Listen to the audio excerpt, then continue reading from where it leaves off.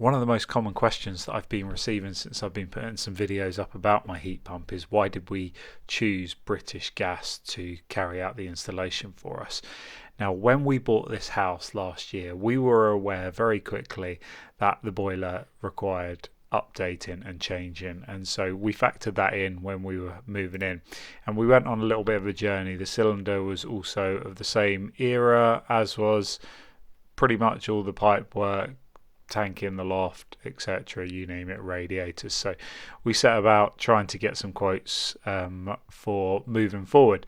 I was basically aware of the rough principles of low temperature heating as an amateur DIY person anyway. In our previous house, I'd upsized all of the radiators within the existing pipework so that we could run a lower flow temperature on our condensing boiler. In this situation, we didn't have a condensing boiler to start with, so I knew we were pretty hopeless, really. We couldn't do much about it until we replaced the boiler. So there was another big thorn in the side with the house, and that was the conservatory on the back, and you can't quite see it there. This is a reflection. These French doors are actually these French doors.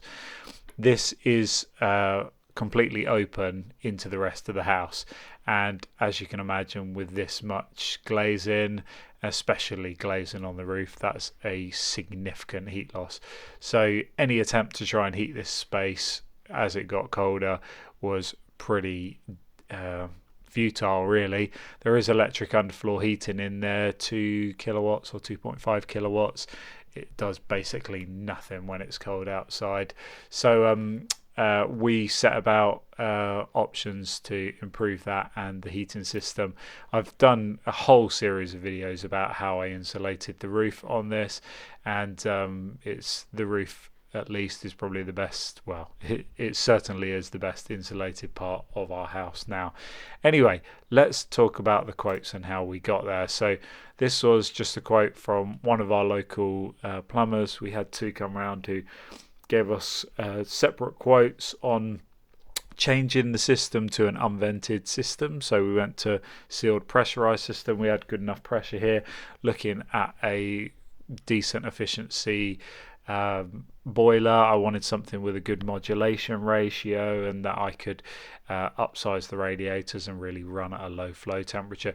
But this particular quote, anyway, because I don't know where the quotes went for the boiler and replacement cylinder, etc., but this is just the quote to put a single radiator into that conservatory space, and that's the labour only, £920. When we started looking at a radiator that would work, that would be able to fit in either this space where the clock is, or on this space here, the vertical radiator, we were looking at £500 to £600 for something that would give a reasonable output. But as I started to try and confirm and do my own calculations, I realized that actually that wasn't significant. It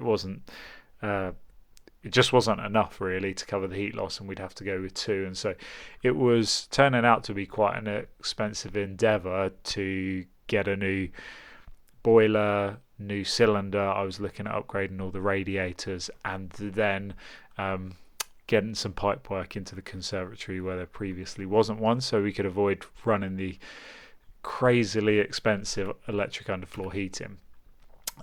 Anyway, I found the Heat Geek resources, which were a bit eye-opening. There were a lot of things there that were just explained very clearly and easily for someone like me. Although I have a technical mind, I'm not qualified in this area at all, so it got me up to speed on quite a few principles, and I quickly realised that the condensing boiler is probably not the way forward. Actually, a heat pump was a smarter move. So to try and verify that, I did find Heat Punk, and this is our floor plan, and orange is radiators, blue is obviously glazing, and these are doors as well. So I did this a few different ways to find some different, not only to do the heat loss as the house was, but also to add insulation to various parts and to try and improve our heat loss. But ultimately, it gave me a report. I knew that I knew roughly what our heat loss was. subsequently, two of the quotes that I received did full heat loss calculations. It turned out that my analysis was within 5% of both of them. So as long as you spend the time to get all the detail correct on these, the only thing you may need to educate yourself on a little bit is your build up of your wall construction. That was pretty easy for me because I've done quite a lot of bits and pieces in the past. Putting in obviously the sizes, anyone can measure that and put your radiators in, and then you may need to do a little bit of research online if you want to change your air change rates to try and dial in exactly what your heat loss would be. Anyway, maybe this is a whole nother video of how to use heat pump and to get a head start and to inform yourself when you go and speak to installers or prospective installers, so that at least there's a good ballpark and you can quickly gain confidence in someone if you've already done enough research. Also, you might be barking up the wrong tree. But anyway, this was one of the first places I turned, having seen online that Octopus were offering heat pump installations that mostly seem to be performing quite well and very competitively priced. Ultimately, as you can see from their email straight back to me, they said, nope, your house is built in an era that we suspect it's got 10mm micro bore in it, which they were correct. On the ground floor we've got 10mm micro bore, upstairs 15mm to all the rads, and they basically said, no, we're not ready for you yet. Turns out about 5 months later, just over 5 months later, they did out of the blue send me an email and they said, we're ready for you now. Here's your fixed price quote of £6,690. So that's the kind of ballpark figure we were looking at, which was actually, by the time you factor in a high efficiency, decent condensing boiler, a cylinder converting the whole thing to unvented, all of the radiators have been changed in the property. Once you start to factor in all of those things, actually, the cost was pretty much in the ballpark. It was a little bit either way, and so it right then it had completely made up my mind. We're going for a heat pump. It's a low carbon option, and it's basically the same initial investment to get that upgraded. I then tried to contact two local heat geeks. I missed my other heat geek slide. No response. Couldn't get hold of the two that were local to me. Maybe I should have tried a bit further afield. I tried to inquire about the Heat Geek Assured scheme, that kind of, instead of just being Heat Geek approved or verified or whatever they call it, that actually it goes through Heat Geek themselves and it's all assured and verified by them. That scheme seemed to have a massive weight, so I turned to the MCS website to find all my local installers, and I just sent out tentative email of my floor plan, what my current EPC was. I had the annual energy consumption from the previous owners for a full year of heating the property, at least to their lifestyle and how they managed it. And so I think I sent all of the installers like quite an upfront appraisal or assessment of our situation, and it was interesting. A few declined, and I wonder if they declined because I kind of sent them too much information and they kind of didn't want to go down that rabbit hole. But Darren was brilliant. He was really local, really close by. So he came around, he called me up and just came around either the same day or the next day. He said, look, like a few streets away from you, can I just come and have a look at the house? And gave me just a quick assessment. Unfortunately, his recommendation and the way that he wanted to go was wall mounting a split system at a high level facing the neighbours on the side of the house. Just wasn't something that we wanted to get involved in. I knew that would require planning permission, so I dismissed it. It also would have been on our bedroom window right at the other side of the wall from where our bed is, less than a metre from the headboard of my bed. So I wasn't really interested in that. But he was very professional, and he was quite helpful in pointing out a few things that I wasn't aware of. So anyway, he got dismissed from the list. We went on to C2 Renewable Solutions Limited. They basically said, we haven't got the resources, we can't help you at the moment, there's too much demand for solar and other things that they're working on. Moved on to Synergy Energy Solutions, or Synergy Limited. They were very professional. They took in the information that I had on heat loss and all of that stuff on the floor plan. They also asked me to send them the exact list of all the radiators in each room with the existing sizes, so they could start to do some calculations on what would be needed. Anyway, here we've got some quotes. This was their... Oh, why have we gone straight to the silver option? Silver option. So they've spec'd a 12 kilowatt air source heat pump, 250 litre tank and a 50 litre internal buffer, and that comes out after the grant of 7494. Gold option, jumping up to, this one's a Daikin, isn't it? Daikin 14 kilowatt. Again, a 250 litre cylinder, no buffer on this one, 918106.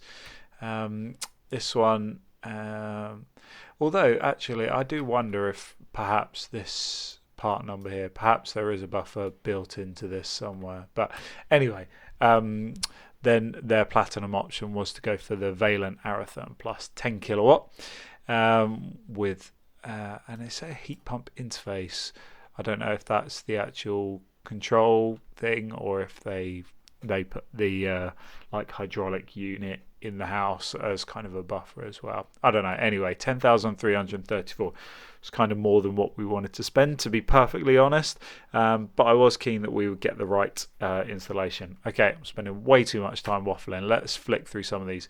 Igloo Energy, they came back straight away. They did like an instant online based on your EPC, and you could put in some rough information. Depending on how I tweaked the settings on their website, the quotes came back anywhere between £6,060 and £7,793.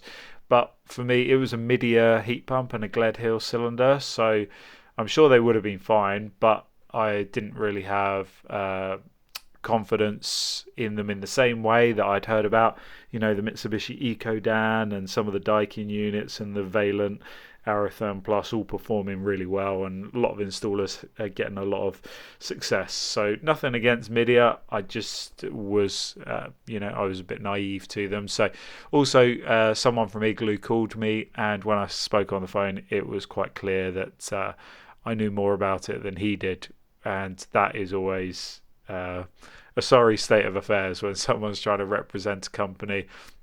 I get he was just following up on a lead, and as I asked him some questions, he just didn't really know any of the answers or the detail, but can't blame him personally. Anyway, I found Octopus Energy was not a million miles away, but one of the issues there was I needed to get my own local plumber to fit it. As I spoke with the two local plumbers that I'd used in the past, neither of them wanted to be bothered with heat pumps, and so we had to dismiss that one straight away. Heatic, their quote came in at 6897. They were quoting for a 8 kilowatt Samsung and all the bits that go with that, a world heat 180 litre cylinder.